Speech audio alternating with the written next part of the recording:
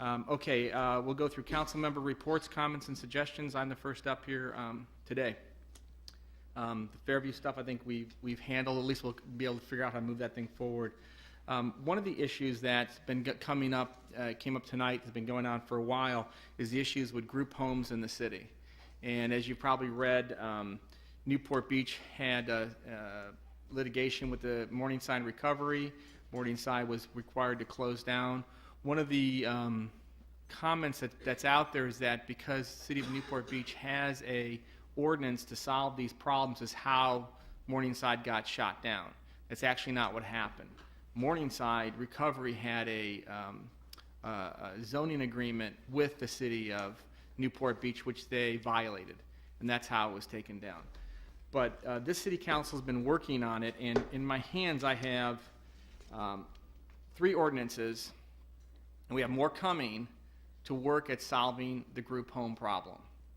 I'm going to be speaking again this Thursday on Bonnie Street, this coming Thursday on Bonnie Street at 6 o'clock over the issues that we have in here. And without getting into the whole issue, it's not as simple as everybody thinks.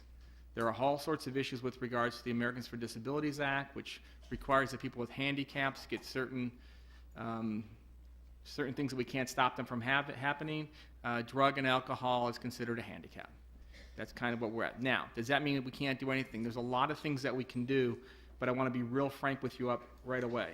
The council is going to look at these ordinances. I'll be working with our legal staff again on Thursday to go over it. 2 of these were supposed to be on tonight.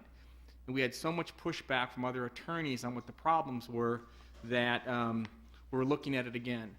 3 months ago, Mayor Pro Tem and myself and our city attorney met with one of the attorneys in Newport Beach who handled their ordinance. We started working with them, ended up going back to our city council. We're probably going to be talking to them again to see some of the knowledge they have.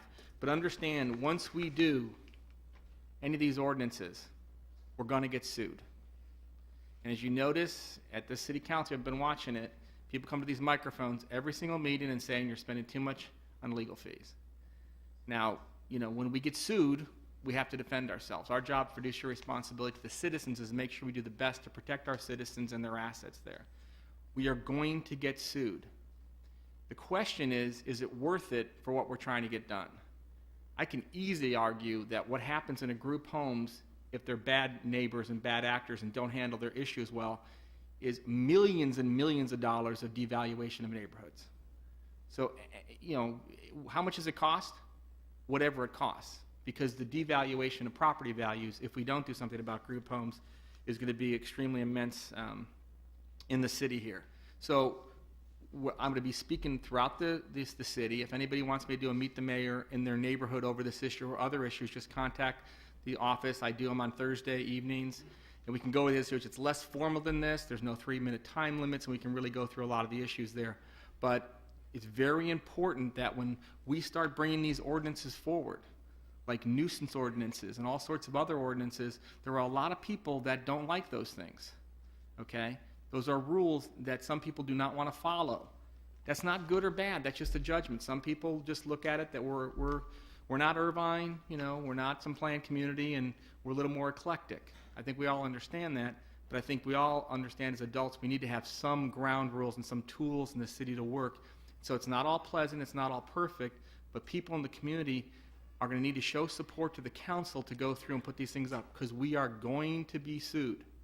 This is very tough language to go down.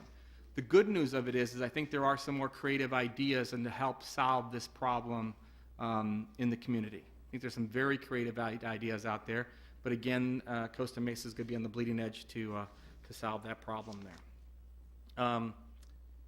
With regards to the 60th anniversary, the last meeting we had in the city council was on the 6th of last month. That's when all the issues kind of hit the fan. CEO Hatch was on vacation at the time, was in there. Everybody up at this council wants to have all the information and everything out that can be released to be released. As your city council, if you understand how personnel issues work, we are blind to what happened or is happening or working whenever there's an investigation of a personnel nature. In fact, we're not even supposed to say there's a personnel investigation and who it is. It's out in the public, but that's not for us to say because of the rules that we're under. But everybody up at this dais wants to know what happened, what needs to be fixed, and what needs to be solved. Nobody wants to have any problem besmirch the most unbelievable, great 60th anniversary party the city's ever seen. I mean, an event where all the community got together, where thousands and thousands, tens of thousands of people showed up over 3 days. If anybody told me they were going to close the street down and do this and it was going to work out great, I was pretty surprised. And the event was fantastic and it worked out well. But Mr. Hatch is going to speak to the issue a little bit there.